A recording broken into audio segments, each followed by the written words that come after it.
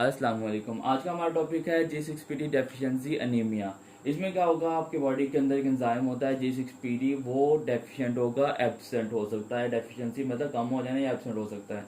इसमें क्या होता है कि फर्स्ट ऑफ ऑल तो मैं आपको जनरल मैकेनिज्म बताता हूँ G6PD है क्या है और इसकी वजह से एनीमिया क्यों होता है, कैसे हो सकता है, वो बात करते हैं क्यों होता है। अब मैं बायोकेम का टॉपिक है, यहाँ पे डिस्कस नहीं करूंगा, जस्ट ब्रीफली आपको बताऊंगा कि एनीमिया कैसे हो रहा है इसके अंदर। सपोज ये आपका रेड ब्लड सेल है। रेड ब्लड सेल ने क्या किया, ऑक्सीजन लिया, ऑक्सीजन को ऑफकोर्स बाइंड करता है। ऑक्सीजन बाइंड करके ये फ्री रेडिकल्स बनाता है। फ्री रेडिकल्स बनाता है, ये आरबीसी के अंदर नॉर्मल मैकेनिज्म है। और उसके बाद क्या होता है कि आपके जी सिक्स पीडी एंजाइम जो है इस फ्री रेडिकल को इंगल्फ कर लेता है, इसको इनहिबिट कर देता है, इसको खत्म कर देता है। ये नॉर्मल मैकेनिज्म है। लेकिन G6PD अगर डेफिशिएंट हो, एब्सेंट हो बॉडी के अंदर, फ्री रेडिकल्स जो हैं अंदर एक्यूमुलेट होंगे। Free radicals just like an acid, ये क्या करेंगे, ये सेल वॉल को है ब्रेक डाउन कर देंगे। सेल वॉल रप्चर हो जाएगी, अंदर को कॉन्टेक्ट रिलीज हो जाएगा और सेल मतलब बस्ट आउट हो जाएगा, सिंपली नेक्रोसिस हो जाएगी आरबीसीज की ड्यू टू फ्री रेडिकल्स। या ये मैकेनिज्म है जो G6PD डेफिशिएंसी की वजह से, सिंपल और कुछ नहीं। इसका बहुत ज़्यादा याद रखना, जो मेन चीज़ें हैं वो ये याद रखनी है। पेपर पॉइंट ऑफ व्यू से एक याद रखना है कि G6PD deficiency anaemia x link recessive disorder है, एक ये। और दूसरा ये याद रखना है, इसके अंदर मैं बार बार रिपीट करूंगा, इसके अंदर एक ही चीज़ इंपॉर्टेंट है इसके अंदर कि ये आपका कॉन्टिन्यूस एनीमिया नहीं है। इसके अंदर बॉडी के अंदर पेशेंट को बार बार रिकरेंट एनीमियाज हो सकते हैं ट्रिगर फैक्टर्स की वजह से और कॉन्टिन्यूस नहीं रहते। तो इसका जो एनीमिया होगा उसको कहते हैं एपिसोडिक एनीमिया, मतलब एपिसोडिक हेमोलिसिस होती है इसके अंदर। एपिसोड का मतलब होता है कि कभी हो गया कभी नहीं हुआ, मतलब डेली भी हो सकता है, कुछ अरसे के बाद, महीनों के बाद हो सकता है। और ट्रिगर फैक्टर्स जो हैं, कॉजेज जो हैं, उनकी वजह से होगा। फर्स्ट ऑफ ऑल तो याद रखना है, इसके अंदर ये माइंड में रखना है कि इसका एमसीक्यू ऐसे नहीं है कि कौन सा कॉन्टिन्यूस है और कौन सा डिसकॉन्टिन्यूस, मतलब एपिसोडिक कौन सा है। तो एक तो इसका आ जाएगा ना कि ये एपिसोडिक है, एपिसोडिक हिमोलिसिस होती है इसके अंदर। दूसरा, ये जब भी होगा मेनली इन्फेक्शंस की वजह से होगा।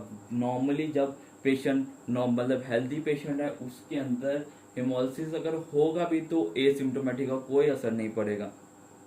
तो इसके ट्रिगर फैक्टर्स पढ़ लेते हैं। ट्रिगर फैक्टर जिनकी वजह से ये हेमोलिसिस हो रही है, जिसकी वजह से एनीमिया हो रहा है। तो मोस्ट कॉमन कॉज जो है इसके ट्रिगर फैक्टर जो कॉजेज हैं, मोस्ट कॉमन कॉज जो है इसकी इन्फेक्शन है। मेनली याद रखना है, बॉडी को किसी तरह का भी स्ट्रेस मिलती है, स्ट्रेस की वजह से अगर 2 से 3 दिन की हिस्ट्री के साथ पेशेंट आता है और उसको अनीमिया के सिम्टम्स है, उसको अनीमिया है, तो वो G6PD डेफिशिएंसी अनीमिया है। रूल आउट करने के लिए आप दूसरी इन्वेस्टिगेशंस कर सकते हैं, दूसरी अनीमिया को रूल आउट करने वाली। लेकिन जो कॉमनली क्लिनिकली जो फाइंडिंग होती है वो यही है कि 2 दिन की हिस्ट्री हो, 2 से 3 दिन की हिस्ट्री होगी और पेशेंट ने कुछ मेडिसिन यूज की होंगी या इन्फेक्शन। तो मोस्ट कॉमन कॉज इन्फेक्शन है। अब इन्फेक्शन के बाद, इन्फेक्शन तो हो गया है, अब इन्फेक्शन के बाद पेशेंट ड्रग्स यूज करता है कुछ, मतलब इन्फेक्शन को कवर करने के लिए ड्रग्स यूज करता है कोई भी। तो उन ड्रग्स की वजह से, अब 5 ड्रग्स हैं, ये याद रखना है। सल्फासालाजीन, TMP SMX, trimethoprim sulfamethoxazole, TMP SMX. और आपकी मलेरिया की ड्रग है प्रीमाक्विन। और आपकी एंटी हाइपरटेंसिव ड्रग है क्विनिडीन। और प्रेगनेंसी में ड्रग यूज होती है नाइट्रोफ्यूरेंटोइन,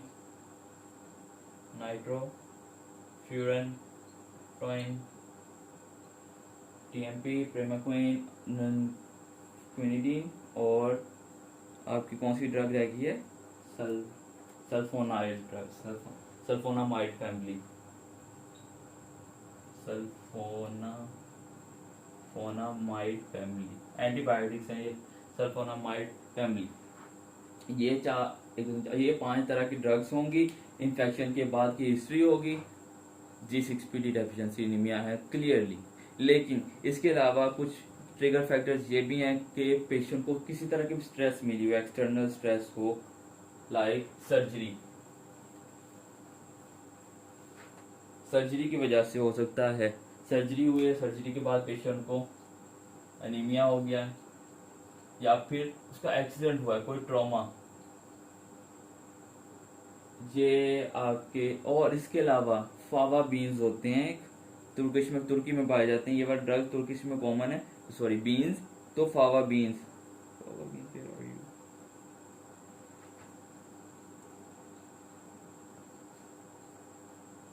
मेनली इसके अंदर हिस्ट्री दी होती है पेशेंट की इन्फेक्शन की और ड्रग में ये ड्रग्स हैं मेनली कॉमनली जो आप पूछे जाते हैं, और उसके बाद एनीमिया होता है। ये सिंपल है। G6PD डेफिशिएंसी एनीमिया को रूल आउट करना तो बहुत ईजी है। अब क्या करना है नेक्स्ट, इसकी इन्वेस्टिगेशन।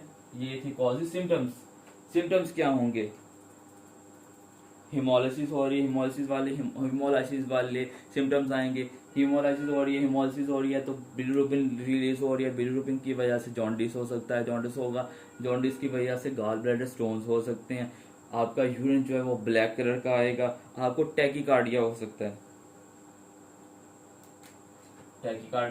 ये सिम्टम्स हैं। टैकीकार्डिया हो सकता है, डार्क यूरिन होगा पेशेंट का। ये सिम्टम्स तब आएंगे जब पेशेंट को एनीमिया होगा, डार्क यूरिन होगा, जॉन्डिस होगा, गॉल ब्लैडर स्टोन हो सकते हैं,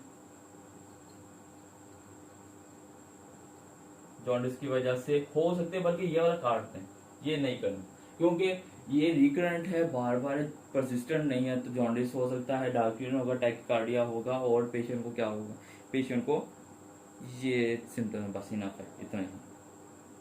और पेशेंट की ये मैं बार बार रिपीट कर रहा हूँ 2 से 3 दिन की या लास्ट प्रीवियस हिस्ट्री होगी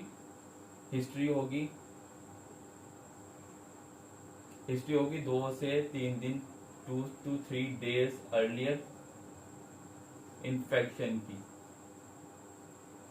की हिस्ट्री होगी। ये सिम्टम्स हैं। अब इन्वेस्टिगेशन,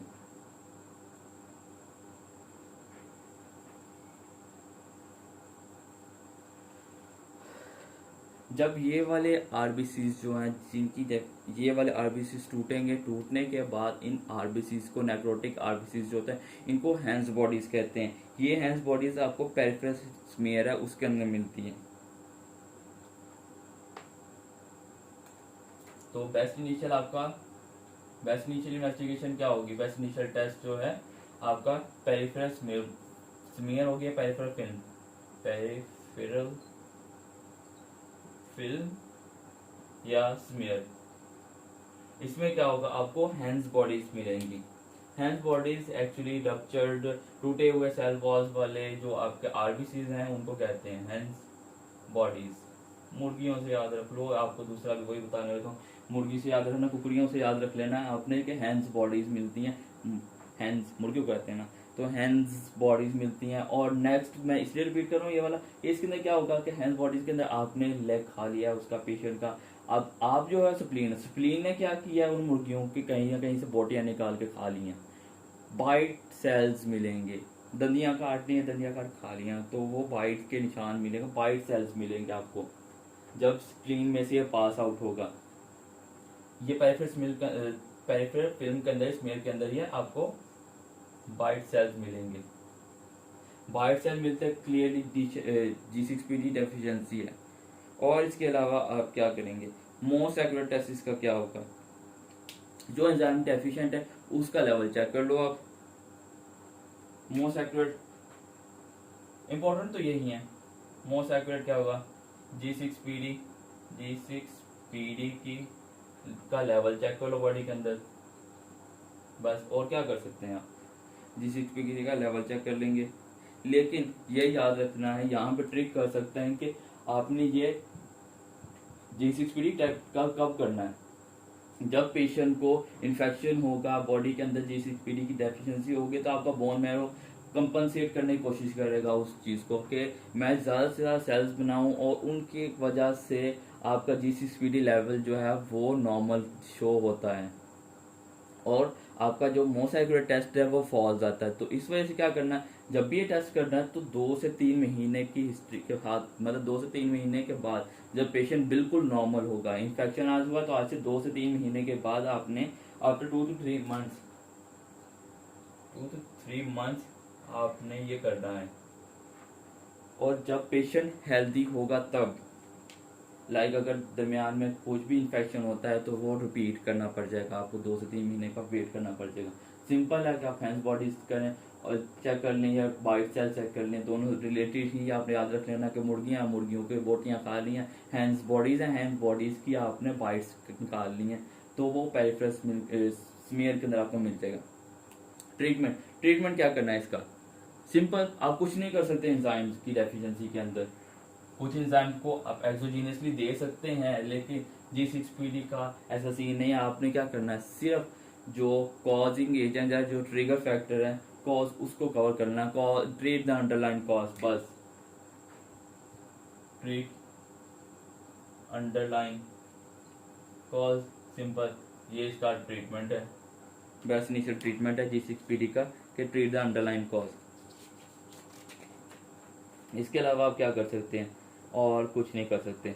और ये याद रखना है कि जब G6PD की डेफिशिएंसी होगी, पेशेंट का जो HB लेवल है, जो उसकी HB होगी वो ड्रॉप हो जाएगी अप टू 8 या इससे भी कम, इतना ज़्यादा ये हेमोलिसिस होती है। तो ये था आपका G6PD डेफिशिएंसी एनीमिया।